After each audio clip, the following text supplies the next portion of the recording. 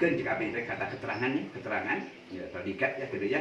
Ketika khobar itu lamun ngeunaheun eta, lamun ngeunaheun ya itu, ngeunaheun adalah khobar gitu.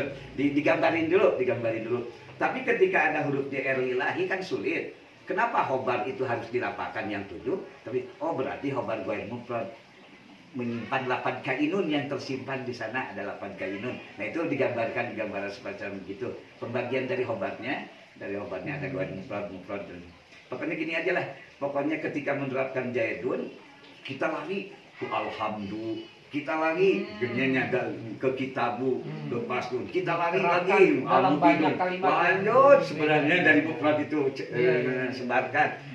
Karena sulit walaupun isi mufrad pan gitu bahasa Sunda di sini bahasana ari alamat rapa eta aya opat gitu nya nu kahiji domah nu kadua ketika domah contohna aja itu kumaha nyontokeunna contohkeun kana lain deh diterapkan gambarannya gitu kalau di sini mungkin di lain saya mengambil juga majiah yang lain kan kalau saya kan tidak berasal dari pesantren salah saya dari pesantren modern. Iya betul. Jadi pesantren modern kan itu semua diringkasin. Iya betul. Jadi itu tidak barokah satu. Iya betul. Jadi saya itu dulu belajar itu nahul wadih. Betul. Jadi itu belajar nahul wadih. Betul. Tetapi praktek.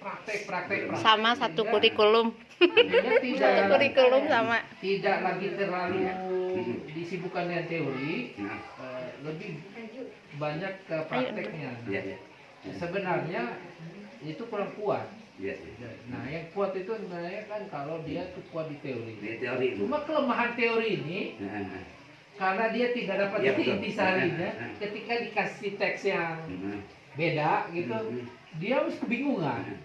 Ya, itu. Kalau di sini ini bisa seperti kayak menjembatani kelemahan tadi itu. Jadi tetap aja nalar jurnya wajib di sini dihafal jurnya. Tetap nalar jurnya harus tetap jurnya. Cuman ini isi dari talaran itu. Iya, harus tidak nggak bingung. Karena kan nggak bingung. Dia kalau Wang gitu ya. Iya. Itu bayangan naon itu naon ini waktu gitu kan Pak. Bahasa kasarnya. Benar. Baru dikasih ini. Ini kabuka oge cina gitu kamu. Ya itu macam-macam kan IQ itu baru Pak Ainu lami ini Kak 3 tahun ge eta hubungan geus nerapkeun nya ada macam-macam gimana IQ. Tapi IQ kan kalau bahasa pesantren Pak jadi ku ada gini Pak di doaan lagi gitu ada bahasa pesantrennya. Jadi aya kitu bahasa itu lainnya. Tapi tiup lah gitu. Aya ditiup. Barokah. Luar biasa itu memang. Tetap kan menghilangkan logat Pak seperti gini. Kalau logat itu tetap ari harus terbawa narkib. Ini jadi mubtada dinaheun masangkeun ari kalau Jawanya utawi kan. Utawi ikut tetap ada. Standar. Itu tetap itu untuk apa barokahnya. Kalau di sini enggak pakai eta suka dimarahin sama saya. Pakai eta teh hobar. Kalau ari mubtada berarti. Dinaheun ari harus pakai ari. Itu berarti menjaga kalau eta berarti khobar. Kalau di mereka masuk ke dilala, mereka itu udah masuk ke misalnya membedakan lamu tarif, lamu jinsi. Betul. Itu udah pada kesulitannya. Ini. Jadi memang ketika membaca teks itu teks Arab anak-anak tuh bingung ini tuh sebenarnya madrulnya dia nobel ini kadang-kadang dia pakai alif lam tapi di kalimat itu sebenarnya dia tidak mengacu kepada yang muayyan si madlul itu tapi dia kepada yang ammah. Nah seringkali bahkan yang pesantren Salafi juga mereka yang sudah menguasai Alfiyah baru bisa memahami itu. Kalau kami kan memberikan pemahaman kitab modern tentang ketika mereka membaca surat kabar atau membaca kitab-kitab itu tuh mereka bisa membedakan ini orang ketika mereka menerjemahkan.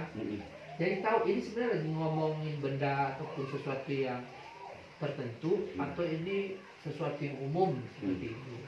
Misalnya ketika misalnya kalimat seperti al-waladu ya'taru ya'tari lil marad kal binti misalnya itu. kalau mereka yang hanya belajar bahwa alif lam itu hanya litarif, Iya betul. itu maka dia akan mengatakan bahwa Nah. anak itu, anak laki-laki itu rentan sakit seperti anak perempuan itu. Iya. Karena ditarif kan dia hanya Banyak. individu tertentu. Iya. Tapi kalau dia Lil itu jinsi. lil jinsi, Lil jinsi. itu Jenis. maksudnya semua anak Betul. laki-laki itu rentan terkena penyakit seperti semua anak perempuan. Jadi Jenis. sama menggunakan alif lam. Iya betul. Nah, kapan dia menjadi litarif dan Iya. kapan dia menjadi lil jinsi, Iya. itu ada di dilalah dia. Iya, gila. Ya, Ada betul. di mata kuliah dilalah. Oh iya. Tapi anak-anak kalau nggak selesai di julumiannya, di dasarnya, capek karena kita harus Iya, iya, betul. dengan yang sangat Mendasar baik. lagi.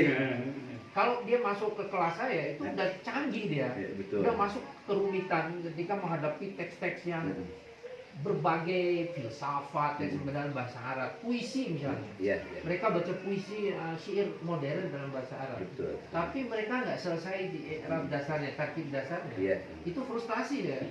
Karena harus selesai di sebelum mereka kuliah. Iya betul. Kesulitan kami untuk membuat mereka pinter itu karena kampus itu menerima mahasiswa yang harusnya dia lolos dulu di jurumianya gitu. Iya, iya. Tapi dikasih ke kita, Iya. itu repot kitanya. Benar. Dia nggak dapat mau minta, kami ingin minta nahwu dasar misalnya.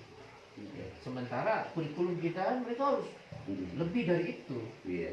Mereka udah harus bisa istilahnya itu tuh memahami teks-teks itu tidak lagi hanya teks klasik. Jadi kita kalau makanya kenapa alumni UIN atau IAIN itu tidak bisa diandalkan sebahagiannya, karena mereka itu capek gitu. Dapat di sini sedikit sekali, dapat di sini sedikit sekali, jadi nggak dapat apa-apa. Itu saya kira nggak bisa diandalkan. Beda dengan mereka yang memang sehari-hari di pesantren terus menerus itu benar-benar orang tuh ilmunya diandalkan.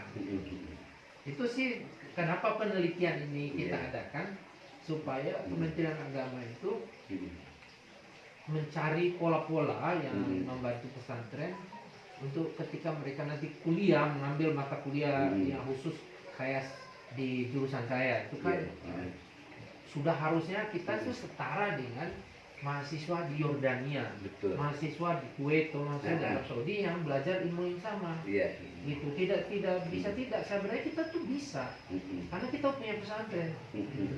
Walaupun kita tidak bisa ngomong Arab yang amiyah, yang pasaran, tapi secara Arab yang fusha itu kita tuh jago sebenarnya. Kalah tuh orang-orang Arab itu. Saya ke Maghrib, ke Maroko, itu mereka mengakui Indonesia banyak ulamanya, walaupun mereka bukan orang Arab. Itu karena kita punya tradisi yang seperti ini. Tapi ya karena selama Orde Baru dianggap enteng, dikesampingkan, dibiarkan saja pesantren sendiri gitu ya, tidak didukung. Nah itulah yang menyebabkan kita jadi mundur dari sisi itu. Nah sekarang kan udah digalakkan lagi gitu. Nah saya sama Ibu Yeni ini diminta untuk melakukan penelitian supaya memberikan masukan nanti. Seperti Akang tadi, metode-metode seperti itu akan jadi temuan-temuan, bukan untuk temuan ditangkap KPK ya. Jadi temuan yang bisa ini nanti kita cari lagi tempat lain, nanti kita undang nih.